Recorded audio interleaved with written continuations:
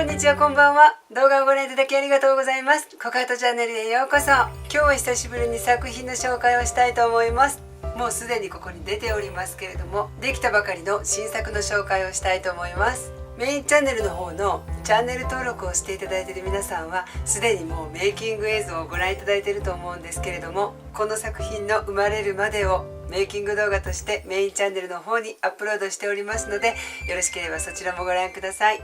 赤い作品を3枚同時進行していたので、思いのほかちょっと時間がかかってしまったんですけれども、3枚のうちどれが最初にできるかなと思ってたんですけれども、この作品が最初に生まれました。新作展の場合だとまずステートメントを仕上げるんですね。ステートメントっていうのがちょっと何かわからない皆さんは、ちょっとステートメントの説明すると長くなるので、斜め上のボタンに貼っておりますので、またよろしければご覧ください。新作展の場合は、ステートメントとかコンセプトがあって、それに沿って作品を仕上げるんですけれども、9月の展覧会は過去の作品ばかりを集めた20周年の展覧会なので、今回はテーマとかコンセプトが全くない状態で今新作を描いてるんですけれども、そんな時はやっぱりその作品ごとにコンセプトを決めたりとか、私のメンタルとか過去とか割とパーソナルの部分が作品に反映されることが多いように思います。何個か前にこちらの作品の途中経過をちら見せしたことがあると思うんですけれども、その時にもちらっと赤の説明をしたと思うんですけれども、赤色というのは古来より日本では魔除けの色とされてたんですね。私個人としてもちょっと赤というのは特別な色ですので、そちらの方も詳しくメインチャンネルのメイキング動画の最後の方でお話ししているので、よろしかったらご覧ください。メインチャンネルの方で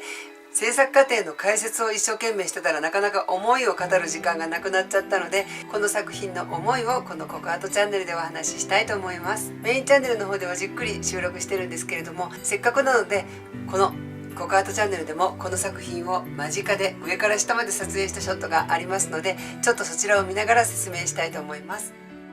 離れてみると分からなかったと思うんですけれども、近くでぐっと見ると女の子の周りをたなびいているのは小さなスタンプ、言葉の数々なんですね。本当に私自身の過去とか中身のことを書いた作品なんですけれども、忘れたつもりで見て見ぬふりをしていた現実とか、聞こえないふりをしていた本音を私はずっと封印してたことがあるんですね。私だけじゃなくて、この現代社会に生きる人たちっていうのは情報化社会でたくさんの情報が渦巻いている中で、もしかしたら昔よりも都合よく見たいものしか見ていないのかもしれない、そんなところもちょっと表現した作品でもあります。そんな現代社会と私自身の過去とかネガティブな部分も重ね合わせて書いたような作品でもあるんですけれども、忘れたはずの過去のこととかネガティブなこととか、昔はもう耳を塞いでしまいたいと思っていた言葉っていうのは、実は消えてなくなったわけじゃなくて、ずっと自分の周りを漂っているような感じがするんですね。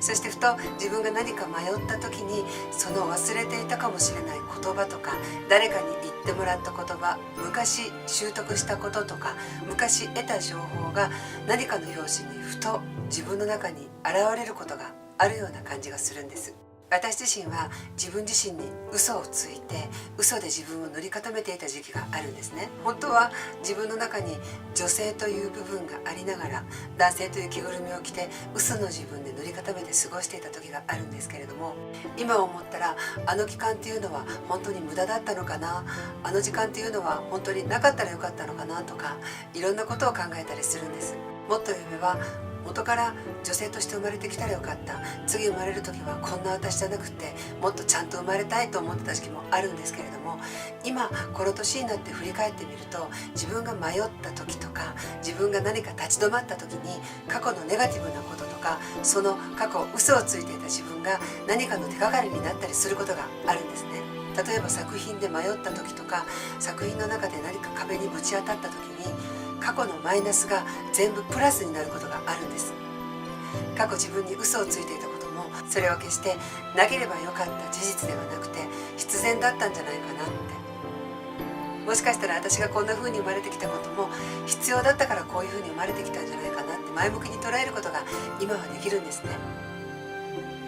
本当にいろんな人がいて、私独自の表現になるとは思うんですけれども、私自身は過去の自分も今の自分も本当に必要だったんじゃないかなって。私自身も若い頃は次生まれ変わったらこんな私じゃなくてもっと違う私に生まれたかった、本当にこんな私じゃなくて違う自分になりたかったって思った時期もすごくあるんですけれども、今は不思議とまた生まれ変わっても今の私でもいいかなって思えるんですね。それは私が何かを乗り越えたとか人より強いとかそういう意味じゃなくて、いろんな人の出会いの中、いろいろな人にかけてもらった言葉の中、それはもしかしたら悪意のあった言葉かもしれないし、励ましの言葉だったかもしれないですけれども、それら全ての言葉が今となったらそれが全部プラスになってるなと思う瞬間があるんですね。そんなことをふと考えて、このことを作品にしてみようと思って書いたのがこの作品になるんですけれども、子供の時とか若い時の私の中の迷いとか葛藤とか、そういうことを書きたいなと思って、最初はこの子はドローイングの段階では目線はカメラ目線というか真正面を向いてたんですね。それがこの作品を書いてる途中でいろんなことを自問自答して過去を思い出すと、そうだなって、あの時迷ってた自分を表現するんだったらちょっと目線をそらした方がいいかなと思って、急遽途中で目線をそらした、そんな作品なんですけれども、メイキング動画の方ではそういう作品の制作中の変化なんかも楽しんでいただけるんじゃないかなと思っています。そしてこの胸元の蝶々なんですけれども、ちょっと怖いですよね。蝶々の真ん中が目の玉になってるんですけれども、見る人によったら目というのはこういう風な表現したら怖いっていう見方もすると思うんですけれども、私は目というのは本当に美しく宝石のようなものだと思ってるんですね。どんな人と話をしてもその人の目を見れば本音とか考えてあることとか過去とかが見える瞬間があって、別に私はすごい霊能者でも何でもないんですけれども、特に若い人とお話ししていると目を見たらその人の心の中とかがたまに見えることがあるんですね。皆さんも多分好きな人とか親とかと話してる時にそういう瞬間があると思います。この人こう言ってるけど本音はこうなんじゃないかなってふと思う瞬間があると思うんですけれども、それっていうのは目はもしかしたら心の中を素直に表しているのかなって、そんな風に思って、ああ目ってとても綺麗だなって、特に子供さんと話してると子供の目っていうのも本当に純粋で美しいなってどの子供を見ても思うんですね。お友達の子供とか親戚の子供とか自分の甥っ子とかの目を見て話をしていると、私はちゃんと自分の心に正直に生きてるのかな、自分はちゃんと純粋に絵と向き合えているのかな、目を描く時にも同じようなことが心をよぎるんですね。私はちゃんと真摯に自分と向き合っているのかな、自分の心に正直なのかなと思う瞬間があるんですね。そんな中でもしかしたら本当の目よりも心の目の方が自分のことを正直に素直に見てるかもしれない、そんなことを表現したいなと思って、この胸の中心に目を持ってこようかなと思って、これは最初からここを目の玉にしようと思ってたんですけれども、この蝶々の絵の具がだらっと下に滴り落ちてるのは私の経験からなんですね。というのは現実の蝶が滴り落ちたわけじゃなくて、これを本当にお話ししていいのかどうか、私が生死をさまよってる頃に一命を取り留めた時があって、そういう時に夢なのが現実なのか今でもちょっとわからないんですけれども、私の周りを蝶々が飛んでて、こういう風な蝶々を見たことがあるんですね。もしかしたらあれは夢じゃなくって臨死体験だったんじゃないかなって私自身は思ってるんですけれども、これを話したらちょっと長くなるので、そういう思いがあっていつもは新作展に向けてコンセプトに沿ってステートメントに沿って作品を書くんですけれども、今回は新作展とか決まったテーマがあるわけではないので、私のそういう過去とかこの情報化社会の現代社会を融合して何か一枚に仕上げられないかなと思って書いたのがこの作品です。はい、というわけで今日は出来たてほやほやの新作をいつも絵を描いているアトリエから産地直送で皆様にいち早くご紹介しました。いかがだったでしょうか。よろしかったらこの作品が生まれる過程をメインチャンネルの方でアップロードしております。今回も音楽と制作過程だけの動画と日本語の雑談付きの動画2本をアップロードしております。よろしかったらそちらもご覧ください。今日も最後までご覧いただきありがとうございました。それではまた。ココアートチャンネル、よ